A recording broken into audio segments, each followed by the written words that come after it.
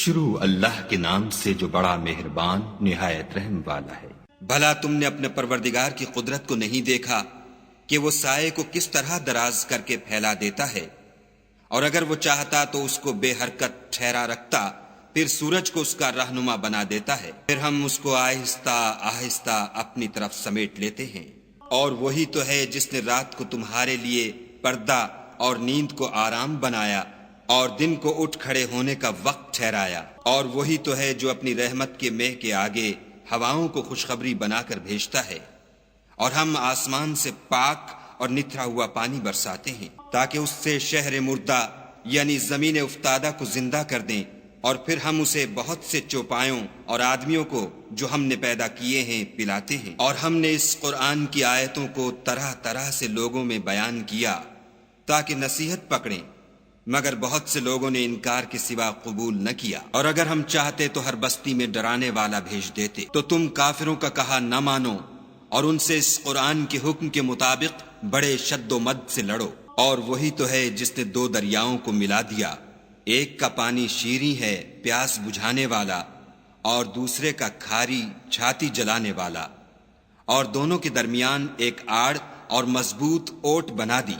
اور وہی تو ہے جس نے پانی سے آدمی پیدا کیا، پھر اس کو صاحب نسب اور صاحب قرابت دامادی بنایا، اور تمہارا پروردگار ہر طرح کی قدرت رکھتا ہے۔ اور یہ لوگ خدا کو چھوڑ کر ایسی چیز کی پرستش کرتے ہیں کہ جو نہ ان کو فائدہ پہنچا سکے اور نہ نقصان، اور کافر اپنے پروردگار کی مخالفت میں بڑا زور مارتا ہے۔ اور ہم نے اے محمد صلی اللہ علیہ وآلہ وسلم تم کو صرف خوشی اور عذاب کی خبر سنانے کو بھیجا ہے۔ کہہ دو کہ میں تم سے اس کام کی اجرت نہیں مانگتا، ہاں جو شخص چاہے اپنے پروردگار کی طرف جانے کا رستہ اختیار کر لے۔ اور اس خدائے زندہ پر بھروسہ رکھو جو کبھی نہیں مرے گا، اور اس کی تعریف کے ساتھ تسبیح کرتے رہو، اور وہ اپنے بندوں کے گناہوں سے خبر رکھنے کو کافی ہے۔ جس نے آسمانوں اور زمین کو اور جو کچھ ان دونوں کے درمیان ہے 6 دن میں پیدا کیا، پھر عرش پر جا ٹھہرا، وہ جس کا نام رحمان یعنی بڑا مہربان ہے، تو اس کا حال کسی باخبر سے دریافت کر لو۔ اور جب ان کفار سے کہا جاتا ہے کہ رحمان کو سجدہ کرو، تو کہتے ہیں کہ رحمان کیا جس کے لیے تم ہم سے کہتے ہو ہم اس کے آگے سجدہ کریں، اور اس سے بدکتے ہیں۔ اور خدا بڑی برکت والا ہے جس نے آسمانوں میں برج بنائے اور ان میں آفتاب کا نہایت روشن چراغ اور چمکتا ہوا چاند بھی بنایا۔ اور وہی تو ہے جس نے رات اور دن کو ایک دوسرے کے پیچھے آنے جانے والا بنایا۔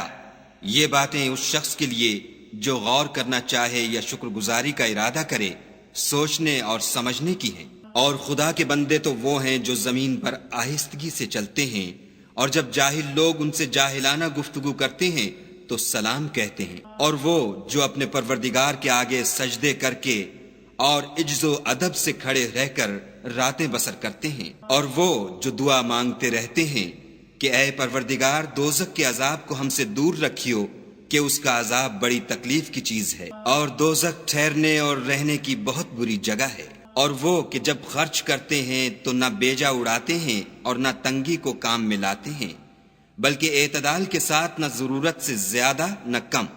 اور وہ جو خدا کے ساتھ کسی اور معبود کو نہیں پکارتے، اور جس جاندار کو مار ڈالنا خدا نے حرام کیا ہے اس کو قتل نہیں کرتے مگر جائز طریق یعنی شریعت کے حکم سے، اور بدکاری نہیں کرتے، اور جو یہ کام کرے گا سخت گناہ میں مبتلا ہوگا۔ قیامت کے دن اس کو دونا عذاب ہوگا اور ذلت و خواری سے ہمیشہ اس میں رہے گا۔ مگر جس نے توبہ کی اور ایمان لایا اور اچھے کام کیے تو ایسے لوگوں کے گناہوں کو خدا نیکیوں سے بدل دے گا، اور خدا تو بخشنے والا مہربان ہے۔ اور جو توبہ کرتا اور عمل نیک کرتا ہے تو بے شک وہ خدا کی طرف رجوع کرتا ہے۔ اور وہ جو جھوٹی گواہی نہیں دیتے، اور جب ان کو بیہودہ چیزوں کے پاس سے گزرنے کا اتفاق ہو تو بزرگانہ انداز سے گزرتے ہیں۔ اور وہ کہ جب ان کو پروردگار کی باتیں سمجھائی جاتی ہیں تو ان پر اندھے اور بہرے ہو کر نہیں گرتے بلکہ غور و فکر سے سنتے ہیں۔ اور وہ جو خدا سے دعا مانگتے ہیں کہ اے پروردگار ہم کو ہماری بیویوں کی طرف سے دل کا چین اور اولاد کی طرف سے آنکھ کی ٹھنڈک عطا فرما، اور ہمیں پرہیزگاروں کا امام بنا۔ ان صفات کے لوگوں کو ان کے صبر کے بدلے اونچے اونچے محل دیے جائیں گے، اور وہاں فرشتے ان سے دعا و سلام کے ساتھ ملاقات کریں گے، اس میں وہ ہمیشہ رہیں گے، اور وہ ٹھہرنے اور رہنے کی بہت ہی عمدہ جگہ ہے۔ کہہ دو کہ اگر تم خدا کو نہیں پکارتے تو میرا پروردگار بھی تمہاری کچھ پرواہ نہیں کرتا۔ تم نے تکذیب کی ہے، سو اس کی سزا تمہارے لیے لازم ہوگی۔